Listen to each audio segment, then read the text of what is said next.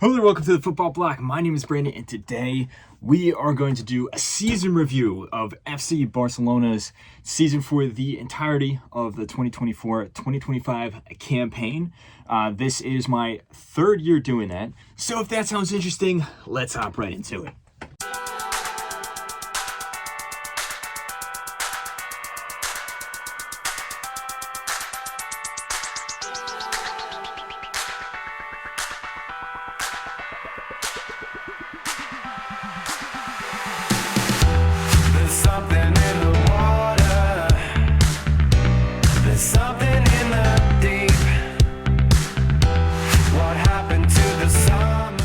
So if you've been following the channel for a while, you'll know that I am a Barcelona fan, and at the end of the season, I like to do a full season review, looking at the good, the bad, the ugly, a whole bunch of things here and there, everything in between.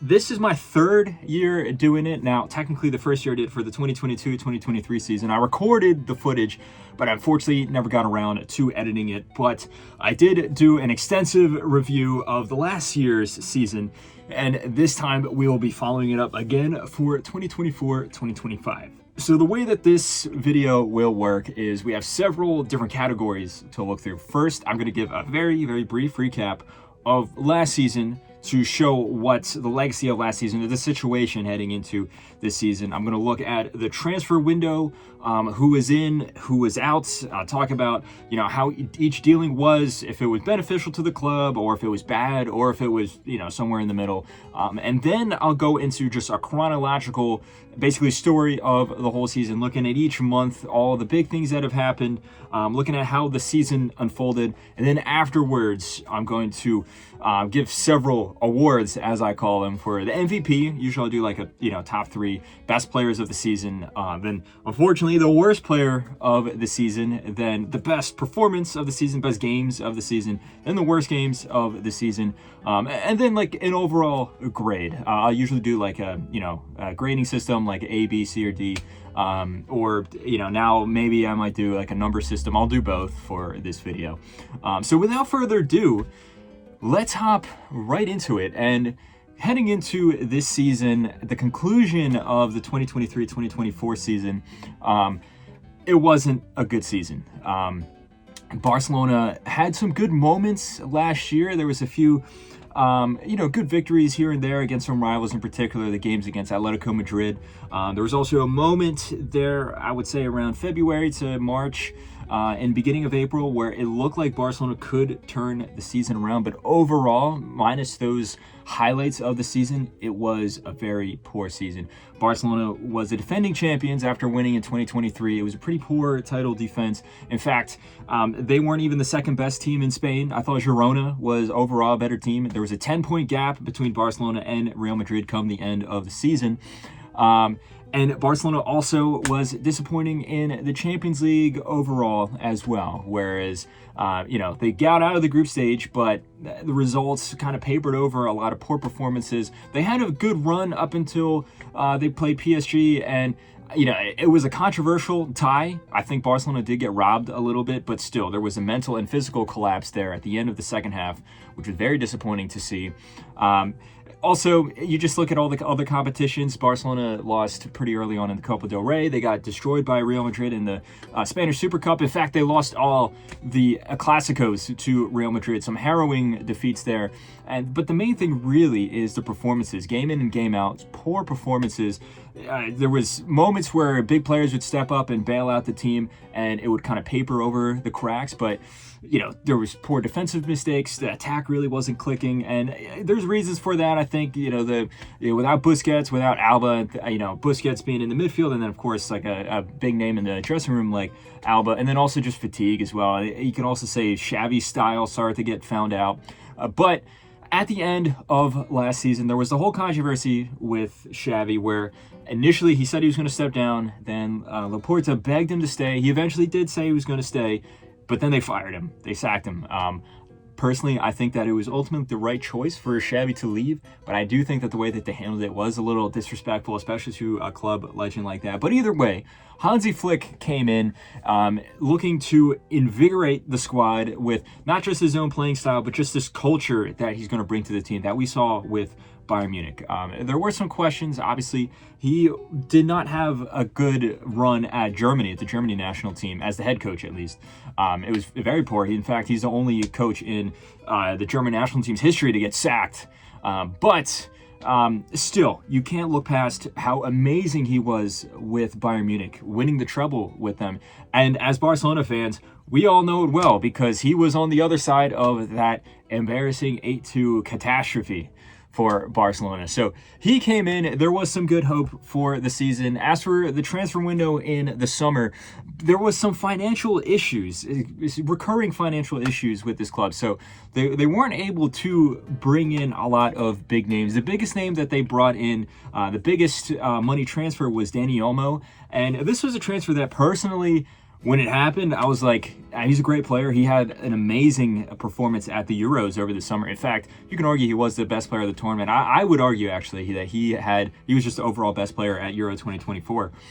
But I was thinking, like, does Barcelona really need Dani Olmo? I mean, granted, he's great, but there's so many other players that occupy that same position. We have so many midfielders in particular, a lot of wingers as well. But in fairness to Dani Olmo, yes, he had a few injuries. He did miss some time, but when he played, he was amazing. Overall, I think this was a great signing. He popped up in the biggest moments. He was a very clutch player. He's a great addition to the squad, and it also, I think, it shows how good of a manager Hansi Flick is. He's able to rotate this midfield full of multiple world-class players. The next player that was signed was Pau Victor. He's a youth player coming in. He's not someone that's going to be starting. He might not even be, the next choice off the bench. But I thought he played well. I thought he did good for the limited time that he did appear. So overall, a good signing. The next signing there, we have Wojciech Szczesny, who came in. Now, this was a little interesting. He was kind of an emergency signing because Marc-Andre ter Stegen got a season-ending injury at the very beginning of the season. He only played about a month of the games, and then Szczesny had retired. I mean, we hear it all the time. It's a cliche at this point, but he was on a beach smoking a cigarette, and then he gets a call. And then in fairness to Szczesny, he started off, he was a little shaky. He didn't start most of the games. In fact, it was Iñaki Peña who started. Over time, he was put into the squad, and there was a few shaky games at first, but then he was very good. I think at the turning point of the year, from January all the way to the end of the season, he was phenomenal. One of the best goalkeepers in Europe, you have to say. He popped up with some amazing saves for Barcelona in some big moments. So overall, great signing there. There was also some players returning from loan. Eric Garcia came back, and Eric Garcia is a player that at Barcelona I was not a fan of. I thought that his first 2 seasons was pretty poor with the club.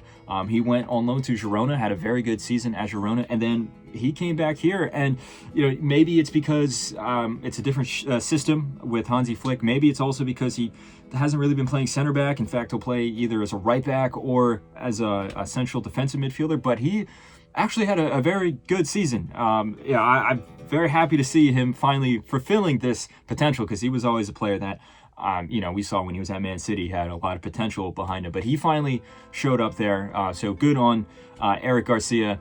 Ansu Fati came back from his loan spell, and unfortunately this one was not as successful as Eric Garcia. As Ansu Fati, he's a player with so much potential.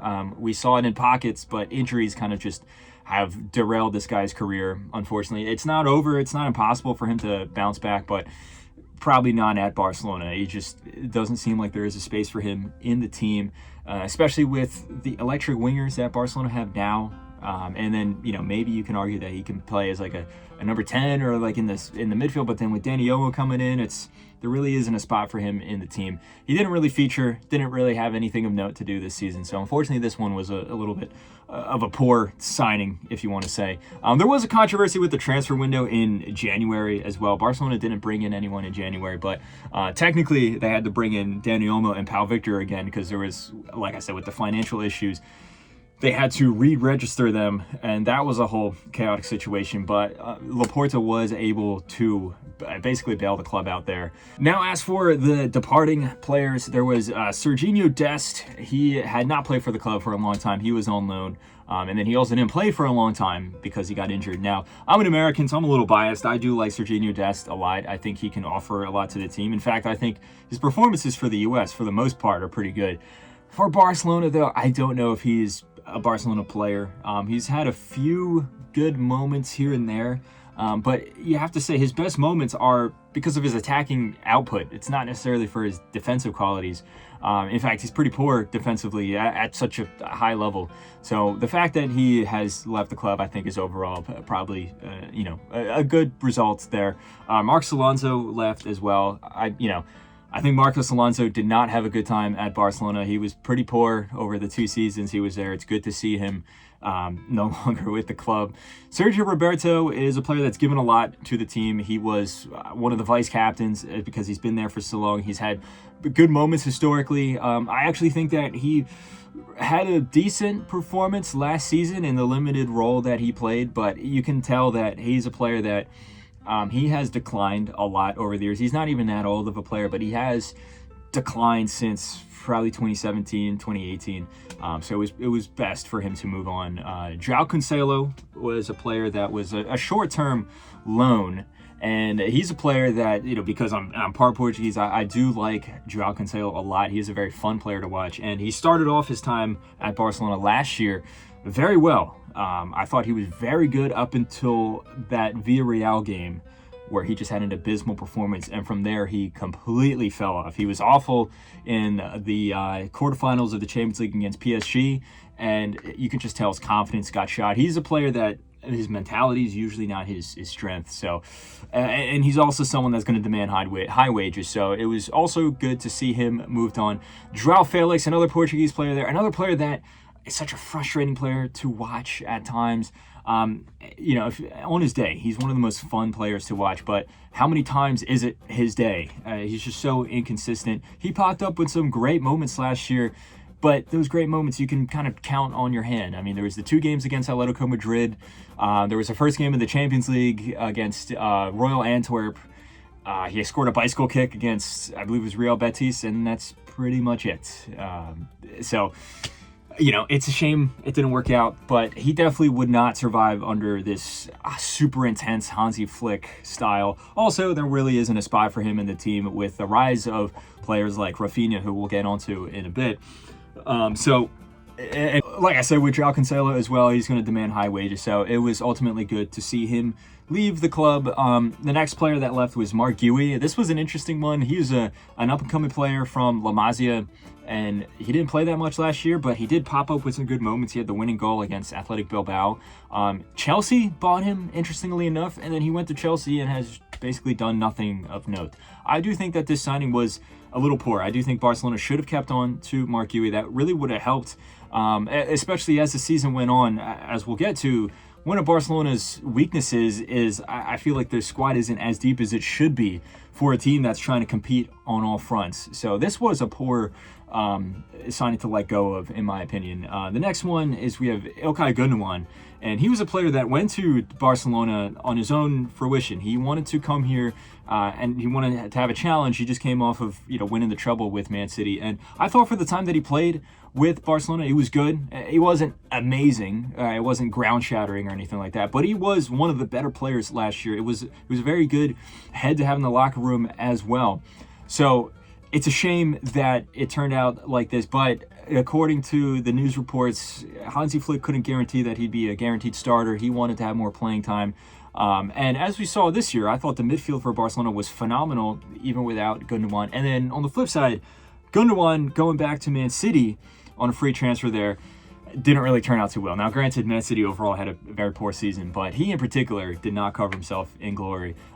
Would that have happened if he stayed at Barcelona? Would he have, played as poor? Who knows? But ultimately, I think this was a fine signing to let go of. The last signing we're going to talk about, and this one was in the winter transfer window. We had Vitor Roque, however you pronounce it, if you want to be as authentically Brazilian as possible. He was a very strange signing. So he got signed, and it didn't really seem like Xavi wanted him. And in the few games that he played, I thought he was very good. He scored. His games to our goals to minutes ratio was pretty good, but Xavi just never played him. Then he went on loan to Real Betis, and it didn't really work. Now he's back in Brazil with Palmeiras, and he's doing fine there. So, because Xavi didn't want him, because he didn't really fit into the squad, his confidence is shot. I think it's ultimately good that he did leave the club. His time in Europe was not fine. His time in Spain was not good. And he looks to be back in form in Brazil. So ultimately, I think, again, it was good that he did leave the club. So you do see here, for the most part, the transfer window, both players going in and players going out, was overall very good. Yes, Barcelona wasn't able to sign a whole lot of big money transfer, big money names or anything like that, but the players that they did bring in were very good, especially Olmo and Szczesny. And then the players that left was good to kind of, cut the dead weight, and especially on the wage bill. Now going into the season itself, the first game of the season was a 2-1 win over Valencia. It was a hard-fought win. I thought Barcelona ultimately played good, but Valencia was a tough opponent. It was away at home, and then there was a pair of 2-1 wins after that, where still you see Barcelona getting the results, but there are, again, some opponents that are going to be pretty tough, and particularly the game against Rayo Vallecano. They always give Barcelona a tough time, but it was kind of just average, nothing that crazy to talk about. Where the season really started, in my opinion, was the 7-0 win against Real Valladolid in September, beginning of September. 7-0 victory there, smashing victory. Now, granted, Real Valladolid was one of the worst teams in La Liga this year, but still, this was a phenomenal performance all around. And this was also important because this was the emergence of Rafinha. Now, Rafinha, I think, has had a tumultuous time at Barcelona. When you look at how the fans treated him, I thought he was fine in his first two seasons. He was hitting at double digits in both goals and assists, but still, he was inconsistent at times. I think the Barcelona fans treated him pretty poorly, to be honest. And this year, though, he completely flipped it on his head. And, we'll talk about it overall in a few minutes. But this was the game that you saw Rafinha really emerge. He scored a hat-trick here and just had an overall phenomenal performance. And from this moment on, Barcelona really just got going. There was a string of really exciting games to watch, tons of just amazing attacking football to be on display. There was a 4-1 win over Girona, which was really important considering, like I said before, Girona, in my opinion, was better than Barcelona. They beat Barcelona twice. They did the double on Barcelona with 4-2 wins back-to-back. This time, Barcelona did get revenge with a crushing victory. Then there was a 5-1 win over Villarreal as well. Villarreal was one of the better teams in La Liga last year. Overall, they were still one of the, in the top echelon, and Barcelona beat them with ease. And there was also a win against Getafe. This didn't feature as many goals, but Getafe is always the bogey team for Barcelona, and they were able to come away with a result here. Now, there was a hiccup. Barcelona, in the first game of the season, lost to Monaco. And this was a performance that I think, unfortunately, a lot of it has to be on Marc-Andre ter Stegen. The way he gave away the opening goal there completely ruined the game plan, caused, it led to a red card, which just destroyed the momentum that Barcelona had. But you did also see, it's not all on ter Stegen. There is, a little bit of that poor mentality in Europe that you did see with the Xavi team kind of creep into this team here. Luckily, it would be stamped out pretty quickly, but that was a minor hiccup there. And then you also did see a minor hiccup in La Liga where Barcelona lost 4-2 to Osasuna. Now, this was a performance that I don't think Barcelona played awful. It wasn't a great performance, yes, but Barcelona had to really rotate the squad just because you just saw this fatigue. I mean, Barcelona, like I said, up until this point, was smashing teams game after game. So it was going to get to a point where the players are going to be tired. And you can see that fatigue in the squad, and then also the squad maybe not perhaps being deep enough. That will be a recurring issue. But this was the first time we saw it here, and luckily it was a very minor hiccup, though. Now, going into October, though, this was the first peak of the season, as I would say. This is when Barcelona started playing so well that, I had to take a step back and be like, wow, this team is serious. This is some wonderful football that we're seeing. Not just, compared to other teams, this is some of the best football that I've ever seen. And if you just look at the results that they had, for example, there was a 3-0 win over Alaves. There was a 5-2 win over Red Star in the Champions League, bouncing back after the loss to Monaco. But then you had a 5-1 victory over Sevilla, smashing victory there. A 3-1 win over the rivals Espanyol, a 5-0 crushing victory over Young Boys in the Champions League as well. You're just seeing so many goals being scored in every single game. And then also some strong defensive performances as well. Barcelona wasn't really conceding a lot of goals at this time, but they were scoring an insane amount. Now, the two statement wins that really make this stretch of the season stick out is in the Champions League, and then in La Liga, you had the game against Bayern Munich, and then only a few days later, the first El Clasico of the season. And it also, these games only happened, like I said, only a few days apart, which makes it even more admirable. And then you also had the game against Sevilla beforehand as well. So these are three tough opponents altogether, and Barcelona just started dropping buckets of goals against each of them. The first game against Bayern Munich that I'm going to mention here was an amazing performance. Bayern Munich is one of the bogey teams for Barcelona, in particular in Europe. And we saw there was the 8-2, but then there was a pair of 3-0 losses, the other pair of 3-0 losses in the 2022-2023 season, but then also in the 2021-2022 season, both in the group stage. Every time that Bayern would go up against Barcelona, in fact, a lot of times with Hansi Flick in charge, they would easily come away with a win. It was embarrassing. And now Barcelona hit back with, a very, very good victory, a revengeful victory where, Rafinha scored a hat-trick, had another wonderful performance there. But the whole team overall, and Marc Casado had a great performance. And then also defensively, too, the way Barcelona was able to calm the game down after scoring and gaining such an insurmountable lead, being able to hold on to that lead and calm the game down was incredibly impressive. And then you had the next game against Real Madrid, which ended up being a 4-0 blitz of a performance. Just amazing. Each of the 4 goals were amazing goals. The one thing about this game, which was really interesting, was also the way that Barcelona was able to nullify Real Madrid's attack with this incredibly high line with their defense. Mbappe got caught offside countless times. He broke a record or something like that for the amount of times that he was caught offside. And it was a masterful tactic from Hansi Flick. We saw it with Bayern Munich. We saw a little bit with Germany, but this high line in particular, I don't think we've ever seen it more effective than this part of the season with Barcelona. So flying high with all those great performances into the bag, you did see a bit of a drop off in mid-November, though. There was some poor results, but then also some poor performances as well. The first one that comes to mind, there was an awful performance against Real Sociedad. Barcelona, they only lost 1-0, but at no point did it really look like Barcelona was going to score. They didn't really have that many good chances. It was, you have to say, one of the worst performances of the season. But then you also saw Barcelona losing against teams that they shouldn't be losing to. Like, yes, Real Sociedad is a quality team, but Barcelona lost to Las Palmas, and they also lost to Leganés. These are two teams that I believe they both got relegated. If not, they were fighting for relegation. And then Barcelona also bottled some leads too. They bottled the lead against Celta Vigo, and they also bottled the lead against Real Betis.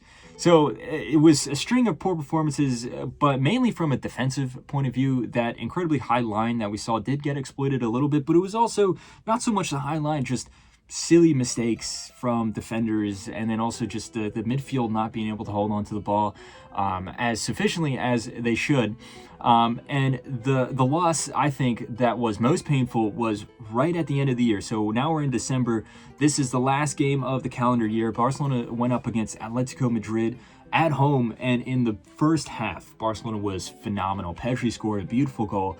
Barcelona had so many chances that they really should have capitalized on. But then in the second half, Atletico waited and they took their chances, and with a last-minute goal from Sorloth, Atletico ultimately stole victory at the end. They ended up coming back and winning 2-1. that left a poor taste in the mouth of us Barcelona fans. It was the last game of the year, like I said. It was a pretty poor result considering how good Barcelona was in the first half. And there was a moment of concern. Barcelona, heading into this period, was top of the table, but after these losses, they started to fall away. In fact, they fell as far as third in the table, and a big part of that was also Real Madrid was rising up the table. They had good performances in La Liga, not so much in the Champions League. And Atletico, though, was also playing well. It looked at one point, it looked like they were going to win the league. They were phenomenal at this part of the year. Now, on the flip side, though, Barcelona was still very good in the Champions League. They had a good performance against Borussia Dortmund, and they did just enough to basically mathematically qualify for the knockout rounds. Yes, it wasn't confirmed yet, but at this point, they didn't let this poor form seep into the European campaign. So far, so good in Europe. Now, once we head into the new year, once January started, and then now we're in 2025, this is when Barcelona entered their second peak of the season, which was sustained for a few months. I would say from January to about the end of March, we saw this was some of the best football that literally I've ever seen play. It all started off in the Super Cup, where Barcelona had a phenomenal performance against Athletic Club, a very good 2-0 victory there. But the crown jewel was the final, where Barcelona went up against Real Madrid, second Clásico of the season. And overall, I think this performance, despite the fact that Barcelona did concede some goals here, I think it was an overall better performance in the way that they controlled the game and in the way that they were just so ruthless going forward. And they ended up scoring 5 goals. It was a 5-2 result at the end of the night. The performance from Lamine Yamal, the performance from Rafinha, but then also the performance from Lewandowski, it was just scintillating to watch. Real Madrid was shocked. They had no answer to the attacks that Barcelona had almost every single time going forward. It looked like they were going to score. We also saw a good performance from Szczesny as well. He was starting to get reintegrated into the team at this point. But then afterwards, there was a lot of other good results. In the Copa del Rey, Barcelona beat Barbastro, which, you'd expect them to win that game. But still, it was a good victory with a lot of goals. Then next up, they went up against Real Betis, who, is always a tough team to play against. And Barcelona obliterated them 5-1, and then they went up against Valencia a few weeks after that in the next round of the Copa del Rey, and then beat them even more handedly with a 5-0 victory there. And then this one, it was just like, at this point, they're just dumping the goals on these teams. It was phenomenal football to watch. Every game, you're guaranteed some crazy goals from either Rafinha or from Lamine Yamal. And then there's also a bunch of good goals, defenders popping up with goals here and there. It was just, every player on the field had an opportunity to score in some of these string of games here. It was phenomenal to watch. It was very fun. A lot of just enjoyment and excitement coming from each of these games here. And then obviously this did also carry into La Liga as well. Barcelona started a very admirable winning streak. Yet again, they went up against Valencia and won 7-1. A massive victory there. There was another 5-1 victory, against Sevilla. There was a 4-1, yet another 4-1 win over Girona, and then a 3-0 win over Osasuna. These are the highlights of this period in terms of the Liga, I would say, but there was a bunch of other games that Barcelona was just popping up with wins. It seemed like any team you would put in front of Barcelona, they were going to drop multiple goals, not just goals, but aesthetically pleasing to the eye. Beautiful goals, beautiful football, individual play, but then also teamwork play. It was amazing to watch. This also carried over into the Champions League as well, as Barcelona qualified directly for the knockout rounds. They had a game against Benfica, which was one of the best games of the season, not just from a Barcelona point of view, but also from a neutral point of view. This was a game that was super back and forth.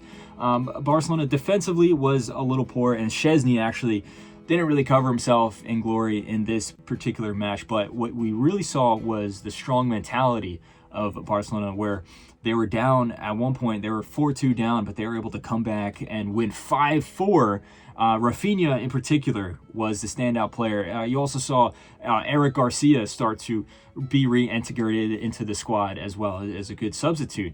And then with a 2-2 draw against Atalanta, Barcelona finished second in this new group league phase of the Champions League, which was, a very good achievement there, especially when you compare to where they were last year in the Champions League.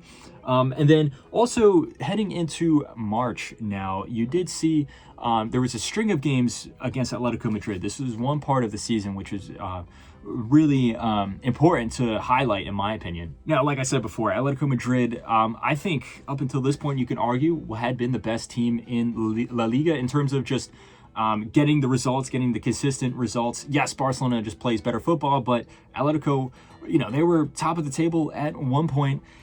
And Barcelona had a string of games against them, both in the Copa del Rey and in La Liga. The first game of which was a 4-4 draw in the semifinals of the Copa del Rey. And this was interesting where you did see, for one of the few times of the season, Barcelona did get exposed a little bit. Atletico actually opened the score and gained a 2-0 lead. Now Barcelona fought back and then scored 4. And then we're 4-2 up, but then Atletico came back into the game at the very end. It was a bit of a defensive collapse from Barcelona there. You have to acknowledge the beautiful attacking display, but with that in context, then you saw Barcelona learn from their mistakes in the next 2 games against Atletico, which happened within the next 2 weeks. There was the second leg of that Copa del Rey semifinals where Barcelona completely shut up their defense. They had a very strong defensive performance, and Ferran Torres popped up with the winning goal, and on aggregate that meant Barcelona went through to the final, eliminating Atletico. And then similarly, you also had the game in La Liga, where in this match Atletico played out of their skin. It's one of the best performances that you have ever seen from Diego Simeone's Atletico, at least in this iteration of the team with this crop of players. And they were beating Barcelona. It looked like it was for sure a victory. And they also needed this victory because at this point they started to falter a little bit in La Liga versus Barcelona was on an upward trajectory. And Barcelona, yet again, another comeback. They came back, ended up winning 4-2. Lamine Yamal scored a banger. Ferran Torres came off the bench. He scored what would be the winning goal, as well as another goal there. You also started to see Ferran Torres really redeem himself in this team as well, which was really cool to see.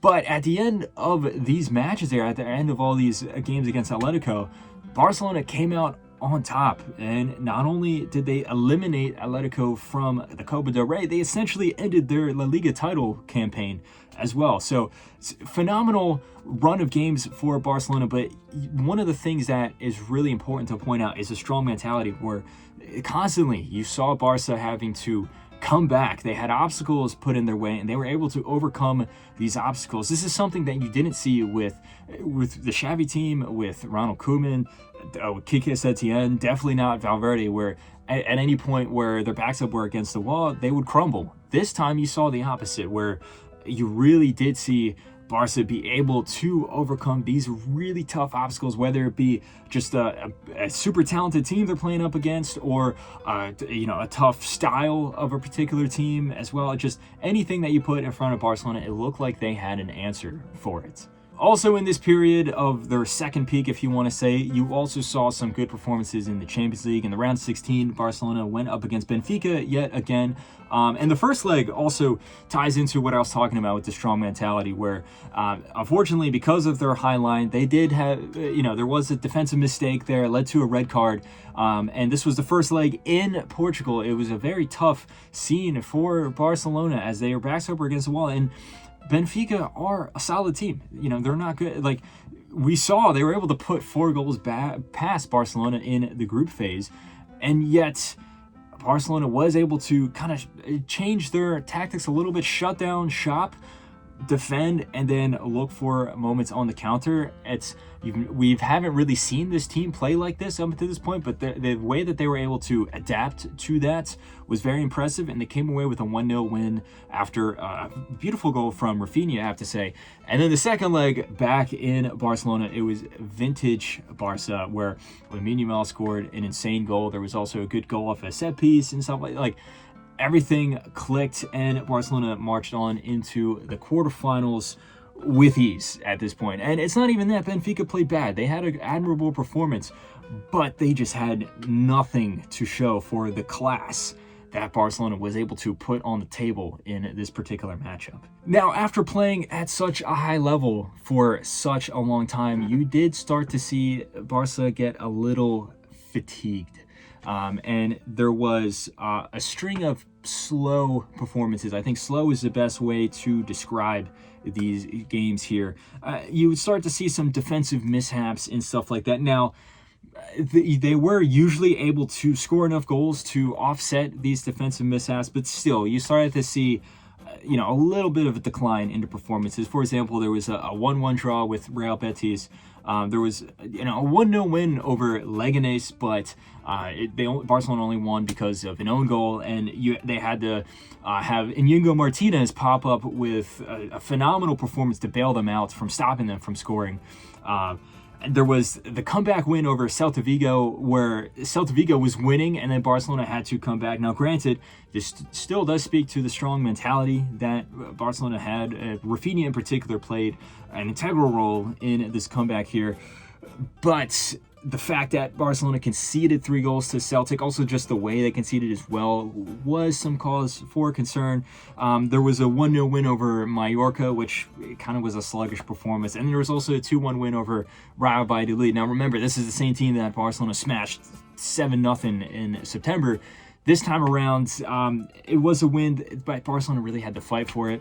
But in the Champions League, at this point, they went up against Borussia Dortmund yet again. This time, they're facing them in the quarterfinals. And in the first leg, you did see a little bit of that fatigue. I think the first half of the first leg was a sluggish performance from Barcelona. But credit to them, they did click into form, and then they finished the game with a crushing 4-0 result. A game of 2 halves, yes, it's a cliche to say in football these days, but it was a phenomenal performance in the second half there, in particular from Lewandowski scoring against his old club. And that was enough of a lead that heading into the second leg, Barcelona was able to rotate the squad a little bit, especially with all this fatigue setting in. But unfortunately, though, you did see, I think, the limits of this squad, because without the starting players on the field, Barcelona pulled up with one of the worst performances. In fact, no, I would say this was the outright worst performance of the season.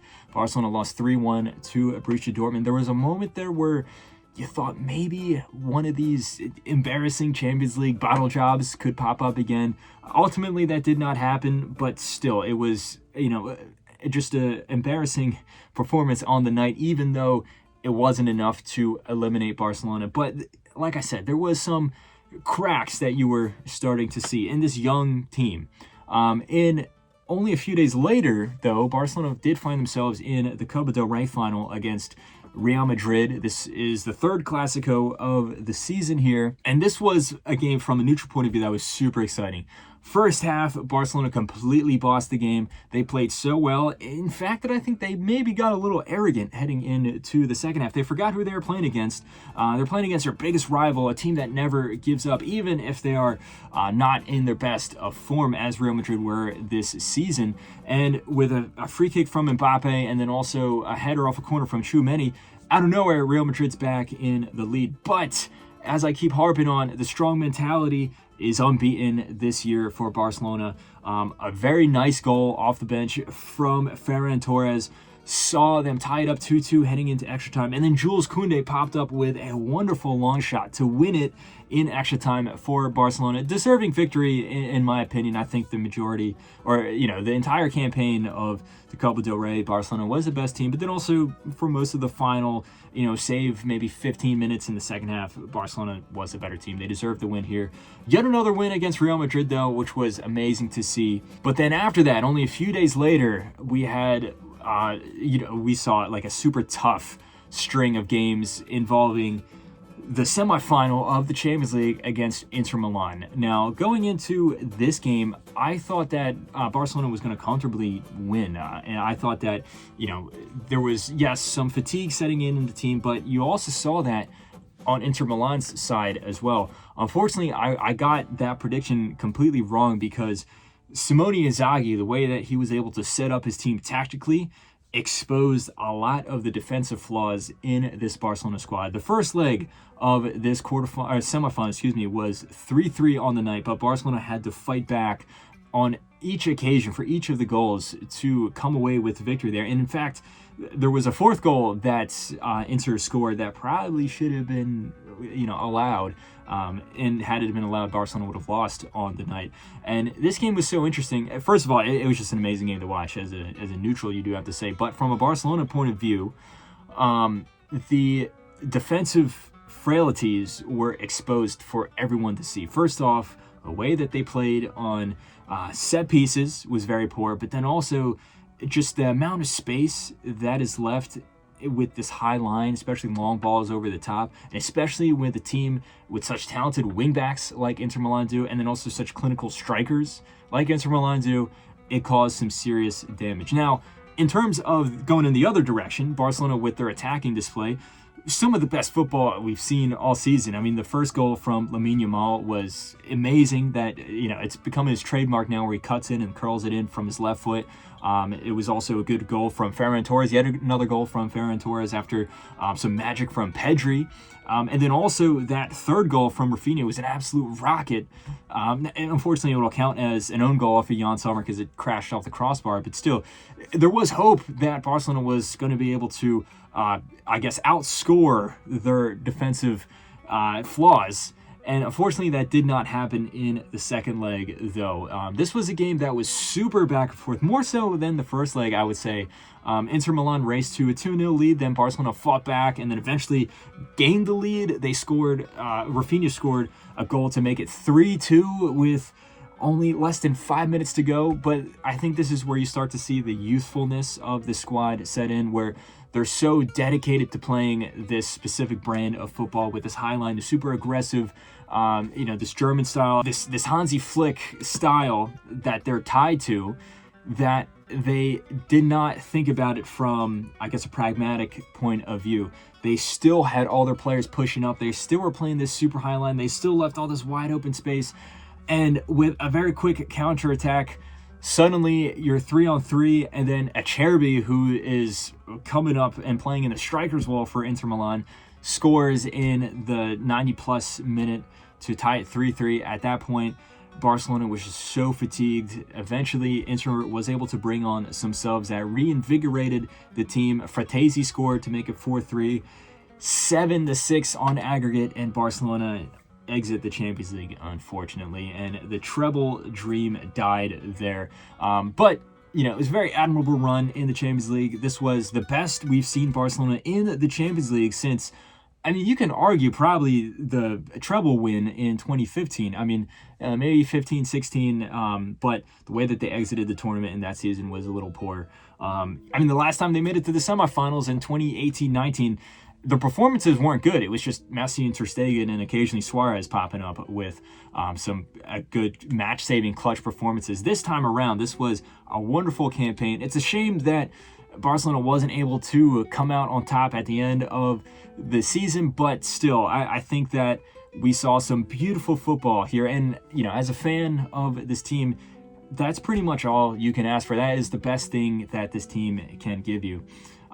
In La Liga, Barcelona did immediately bounce back, surprisingly, with yet another win over Real Madrid, the fourth Clásico of the season. More goals were scored against Real Madrid this time around. It was funny, though. You did see the defensive flaws get exposed yet again. This high line started to kind of fall apart. A lot of the defensive injuries and stuff, leaving some holes in the team. Real Madrid actually had a 2-goal lead within the first 20 minutes of the game, but then Barcelona was able to bounce back still within the first half to be heading into the second half with a 3-2 lead. And this was a game that Barcelona probably should have scored more, but Real Madrid didn't have enough in the tank to overcome Barcelona. It was yet another super exciting game, a very scintillating victory, you have to say, and the fact that it's against the biggest rival, Real Madrid, also just makes it even more sweeter. Now, with the next game in La Liga against Espanyol, you did see Barcelona come away with a 2-0 victory, which officially confirmed the title going in Barcelona's favor for 2025. This was a repeat of the 2023 season where Barca was able to win it in Espanyol's backyard. A big, basically, middle finger to the crosstown rival from the same city. In reality, it really wasn't the best performance from the team, but it was just a moment of brilliance from both Lamine Yamal and eventually from Fermin Lopez that ended up winning the league there. And then rounding out the season in La Liga, there was a shock loss to Villarreal. A lot of the same defensive mistakes, but then you also see Ter Stegen. He came back from his injury. Didn't really have that great of a game himself, but this is a game that Barcelona didn't have to win. Obviously, the league was already confirmed. Villarreal was fighting for a European spot, though, so this was more so on Villarreal really trying to fight to finish their season on a high note. And, you can say that it was disappointing from Barcelona, but again, the game didn't really matter that much. And then the last game of the season was a very good performance. 3-0 win over Athletic Club, the team that did finish fourth. So out of the top three in La Liga, they were the best team in the season. And Barcelona came away with a very strong 3-0 win to round out this overall wonderful season, you do have to say. Like I said, overall, this was a phenomenal season. It's hard to ask for more. You have to give a lot of credit to Hansi Flick for what he has done. Just the new tactics, the way he's changed the culture of this team. The mentality is one of the biggest things, specifically in Europe as well. This is the best Barcelona team that I've ever seen since 2015-16 with Lucho Enrique and MSN and stuff like that. I've said that many times on the channel before because it is so true. As a Barcelona fan, I'm watching game in and game out. This was phenomenal to watch. This is some of the most fun I've ever had watching football. It's not just the games that are winning, the points that we're getting. It's also just how fun it is just to see this brand of football that is being played. As for the individual awards, in terms of the MVP, it has to be Rafinha. The amount of goals that he scored, goals and assists, he broke the record for most amount of goal contributions in a Champions League season. And he's not even a striker; he's a winger. Not just also the goals that he scored, but when he would score the goals. There's so many clutch goals that he scored in the 85th minute plus. Both of the winners against Benfica, the winner against Celta Vigo, what looked like the winner against Inter Milan. There were so many here. The hat trick against Bayern Munich as well. The goals that he scored against Real Madrid, the many goals he scored against Real Madrid. By far, he's the MVP. You do have to say number two is probably Lamine Yamal. The impact that he had, yes, he doesn't have the stats that are the same as Rafinha, but still, the impact he would have on the field. When Barcelona was playing bad, sometimes he was the only good player on the field. Sometimes he was the only player that was getting things done, that was an outlet for Barcelona to get something out of this match. And then I would say the third best player of the season was Pedri. He's a midfielder, so you don't see the stats in terms of goals and assists and things like that, but the creativity that he brought to this team, the phenomenal chances that he creates. This is the season, I think, where we're really seeing Pedri come to the fulfillment of what we always thought he was going to be. Yes, he's been very good in the times he's playing, but unfortunately he would miss a lot of the years with injury. This year, for the most part, he was untouched. He was okay, and he took his game to a whole another level. It was beautiful to see. There were so many other players that had great seasons, though. So many players that were poor last year and then completely revamped themselves. Yes, we talked about Rafinha. I wouldn't say he was poor, but he took his game to a completely higher level. You can say the same about Pedri. But then there were players that did have poor seasons last year. I thought Jules Koundé, if you watched the video last year, I said he was probably the worst player of the season. He solidified himself as one of the best, if not the best, right back in the world, I would say. You also have to look at a guy like Ferran Torres, who I've never thought was bad, but he took his game like all these other players to a whole nother level that we didn't even know that he had in his arsenal. And there's countless other players here. Frankie de Jong, we're finally seeing him click into form and be the player that we always were hoping that he could be. Iñigo Martinez as well was very solid at the back. Szczesny, as I mentioned before, this whole team is littered with players that had a great season. Now on to the worst player of the season, the unfortunate award.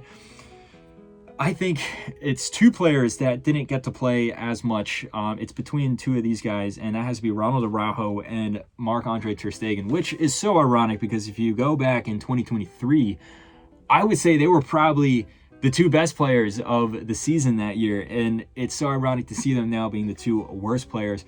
Ter Stegen, it's hard to say why. I mean, there's a lot of unfortunate stuff going on in his personal life behind the scenes, which could be contributing to it as well. He did have that massive injury, and coming back from that injury is going to be tough. But even before the injury, and also you start to see in some of the big games last season and the year before, he kind of just dropped the ball, metaphorically and sometimes literally.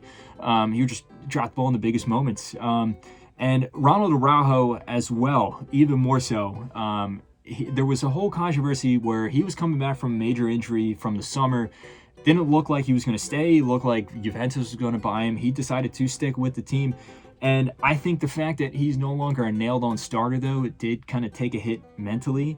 And then that combined with the amount of time that he missed just kind of ruined his confidence. And, I mean, we saw in that game against Borussia Dortmund, it just does not look like the player that he used to be just 2 years ago.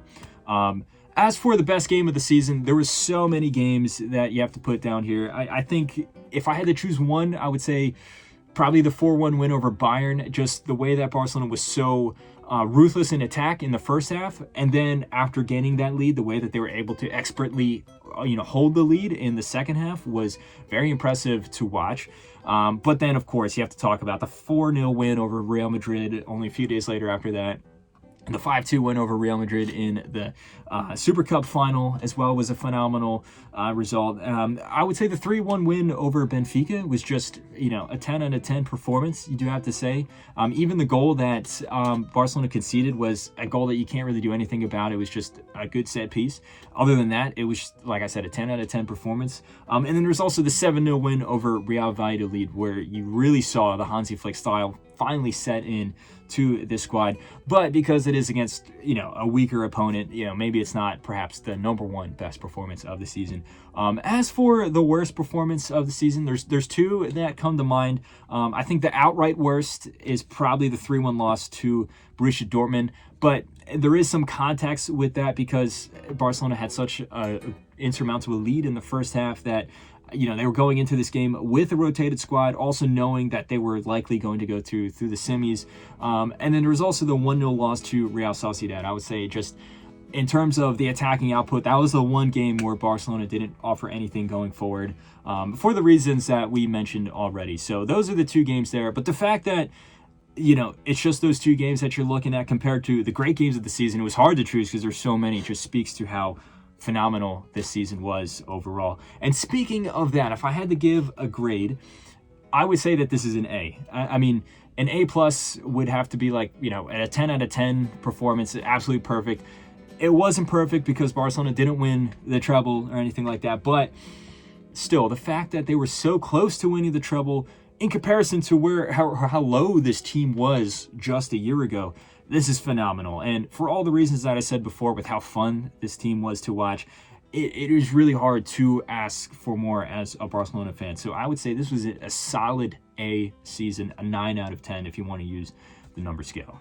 So quick updates here. I am now recording this in July. The rest of the video was recorded in June prior to the Club World Cup. And I get to finish editing it as the tournament went on. Now that the tournament is over, I am here to give a quick update here, specifically focusing on the transfer window now that the 2025 summer transfer window has officially opened, and Barcelona has made some moves here, so I'm going to focus on that and then also look ahead to next season, some things that I would like to see next season, and then also specifically some things that we would like to see as Barcelona fans in the transfer window as well.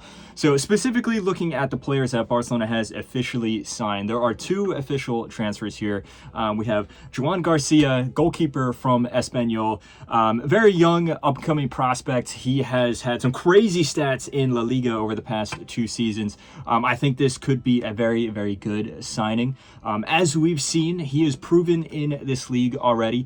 Also, when you look at the goalkeeping situation that Barcelona has, it is very interesting as Ter Stegen has decided to stay. He wants to fight for a starting position there.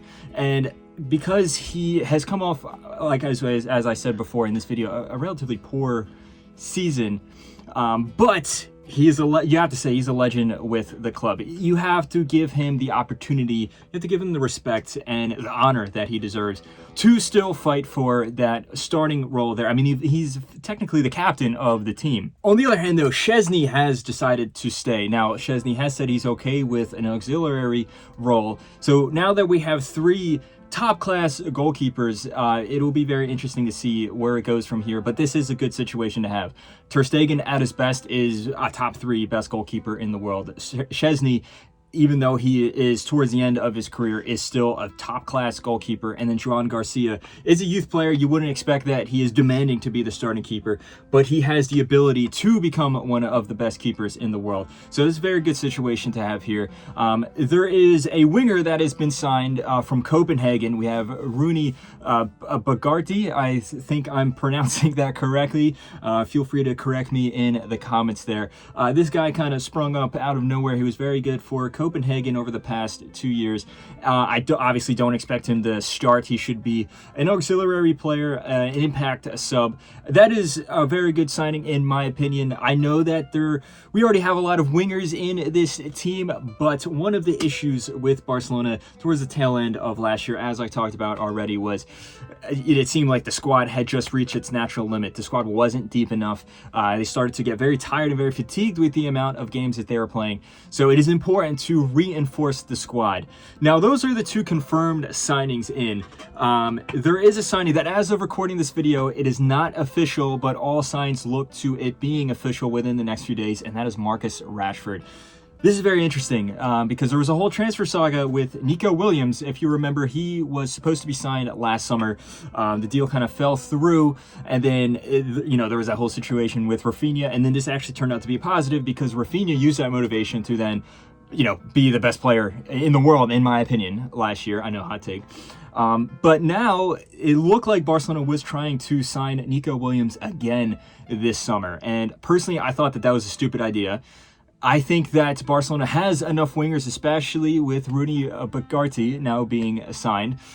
And Nico Williams, as good as he was at the Euros, and as he's one of the most talented players in La Liga, he has a good partnership with Lamine Yamal at the Spanish national team. He's not better than Rafinha. He's not going to bench Rafinha, and he can play on either wing, but he's preferred on the left. But even if he were to play on the right, he's not going to bench Lamine Yamal. So why would we be spending so much money on a guy that's not going to be starting and is not necessary for the team, considering that there already are 2 world-class wingers that are the guaranteed starters? Now, the deal eventually fell through again, and it looks like this time it was more so on Nico Williams' part with his agent. It hasn't been confirmed yet. There's a lot of rumors and speculation. It looks like, though, that, if you believe the rumors, that La Liga actually stepped in and then kind of told Nico Williams' agent that Barcelona wouldn't be able to guarantee that he'd be registered because there's still the whole wage issue going on with Barcelona there. And then Nico Williams, when you compile that with his love for the team, of course, Athletic Club has this familial and very strong insular community that they have there. It's really cool to see. It's a very unique situation. One of the few clubs in the world that has that, the whole Basque culture there. It's similar to Barcelona with the Catalonian culture, but it's even more pronounced in Athletic Club. It seems that Nico Williams decided to stay when you compile there's no guarantee that he can be registered, and then also the fact that he is the outright star of the team. He's also playing with his brother Iñaki Williams. He decided to stay, I think, for the better. Even if there is some foul play with La Liga stepping in, I think it is for the better. That's for both Barcelona and Nico Williams. That being said, because Barcelona wasn't able to sign Nico Williams, it looks like they're going to go for Marcus Rashford, who does not want to stay at Manchester United. And of course, you can't blame him there. It has been an abysmal, situation at Manchester United. And then he left to go on loan to Aston Villa and actually played pretty good at the second half of last season. And this is interesting because a lot of people are talking about this as a masterclass signing. They're saying it's going to be great for Barcelona. They have another world-class winger coming into the team. It's also going to be great for Marcus Rashford because he's not tied to Manchester United anymore. I actually disagree. Now, I completely understand why Rashford would want to leave Manchester United, but I don't think it is necessary for Barcelona. I do think that Rashford is a very inconsistent player. I don't think he is as good as the English media says he is. He's a very talented player, but he is nowhere near Rafinha. He's nowhere near Lamine Yamal. So he's not going to start over them, and he's just going to ride the bench. And he's the type of player that he excelled at Aston Villa because he got consistent playing time. I don't think he's going to get the consistent playing time here at Barcelona, and I don't think that it's going to turn out. Now, if he does officially get signed, of course, I wish him the best. I hope that he turns out. It would be great for him and great for the team as a whole. Perhaps he could fill in as a second striker or as a backup for Lewandowski, but I think that more so, it's not going to turn out for both parties involved. As for the transfers that I would like to see for Barcelona, I do think that Barcelona needs to sign another fullback, perhaps another right back, and perhaps another left back. Maybe not a starter, because of course you have Balde and Koundé, but we saw at the end of last season, when either player got injured, when Koundé and Balde got injured, there wasn't sufficient backups. Now, Eric Garcia, he's not naturally a right back. He actually filled in pretty well as a right back, though. Gerard Martin, in replacement for Balde, he had some good moments, but then he also had some low moments there. And, he's still a developing player, still a young guy. So, perhaps he can develop into that role. But I think just for safety, we should have another player in that position. And then secondly, I do think we need to have a backup for Lewandowski. As I mentioned before, as the season went on, you started to see Barcelona kind of run out of options up top, especially when Lewandowski got injured and he missed most of the 2 legs against Inter Milan. We did see that there was just a clinical striker missing there, and then when Lewandowski was rushed back because there wasn't really a true replacement, he obviously wasn't to his best. He spurred a few bunch of chances in the second half there against Inter Milan. Lewandowski, still a world-class striker. He plays great under Hansi Flick, but you do have to acknowledge that he is getting up there in age. Injuries are going to become more frequent, and Barcelona needs to look to the future, in my opinion. Now, not to outright replace Lewandowski. I don't think it's anywhere near that point, but there needs to be, at the very least, a backup option. Now, obviously, looking at the players that left the club, there has been 2 confirmed big-name departures. There's been a few players that, returning from loan that are leaving, some youth players leaving the youth setup. But the 2 biggest departures here is we got Clement Lenglet. He's officially no longer a Barcelona player. He hadn't played for Barcelona in a long time. He was on loan to Aston Villa, then he was on loan to Atletico Madrid last season. And I don't think he had the greatest time if you look at his Barcelona career as a whole. His first season, 18-19 season, I actually think he was pretty good, but then he quickly tailed off. 19-20, I think that he had a pretty poor season. Same with the season after that. So I think that is best for him to leave the club, and given that he was on loan already to Atletico and he slotted perfectly into the back line there and he actually had a very good season, I think it is best for both parties, both the player and the club, that he is leaving here. And then we also saw Pablo Torre leave. He is a player that was one for the future, but he didn't really make huge shockwaves or something. He didn't play bad, but he didn't prove enough that it was necessary to hold on to him. So, him leaving there, perhaps he can have more consistent game time there, and it's probably also the best for both the player and the club in this situation.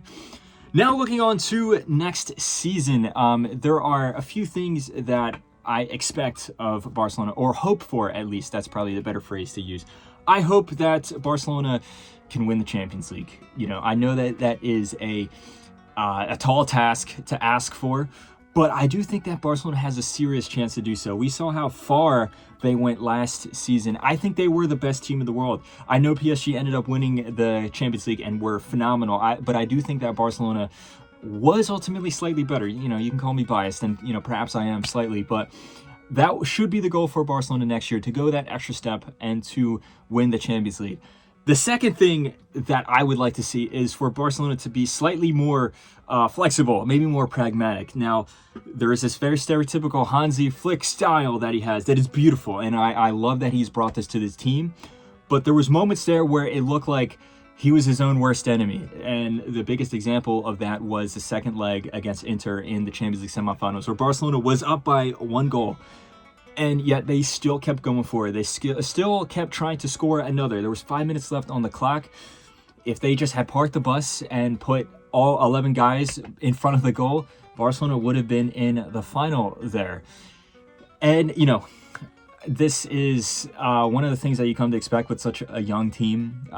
You know, they're not as experienced. It is expected, but you know, the hope is that with that experience now, they can take that into the next season and use that and have that, you know, mental fortitude there to be able to judge when it is right to just switch up, just to play a simple defensive style. Not always, obviously, but in the moments where it is necessary. We saw it at times last year, the first leg against Benfica in the round of 16, but we didn't see it on a consistent schedule. So that is the second hope for next season. And last but not least, I hope that Barcelona are able to keep their players grounded.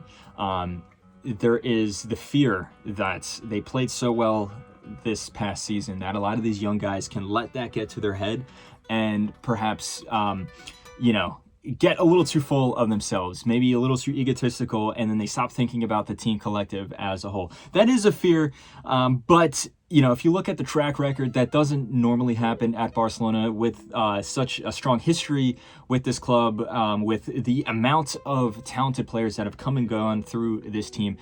They're usually able to keep the players grounded.